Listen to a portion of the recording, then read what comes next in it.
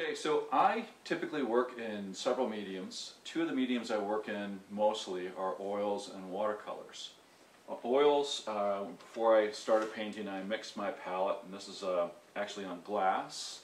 I take this and I put it into like a Tupperware container, and when I'm done for the day, I can put it in the freezer, and then when I'm ready to paint again, I pull it out, and I'm ready to have my paints ready to go. I also do what's called a palette map, which identifies if I have to mix colors again. I have the recipe for mixing the colors.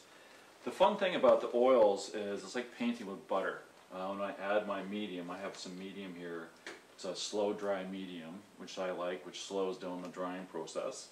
It helps turn the butter into more like a yogurt mixture. And then when I'm painting on the canvas, then I have a nice smooth flow on the canvas. And so that's one of the things that I'm really looking for. And I have a smaller brush. This is a number 2 Escoda, but the smaller brush I find gives me more control over the details that I want to put into a canvas. I know a lot of art instructors will tell you use a bigger brush, but I prefer to use a smaller brush because it gives me the control that I like on a canvas. I also do a lot of test strips, so this is an example of a test strip that I've done of the different whites.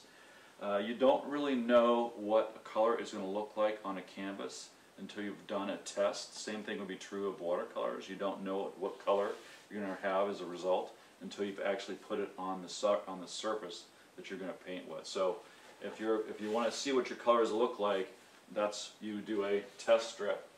And I organize all of my paints in containers by the different hues, so I have them ready to go, and then I have them to mix on my palette. So that's probably all the big stuff I want to talk about on oils.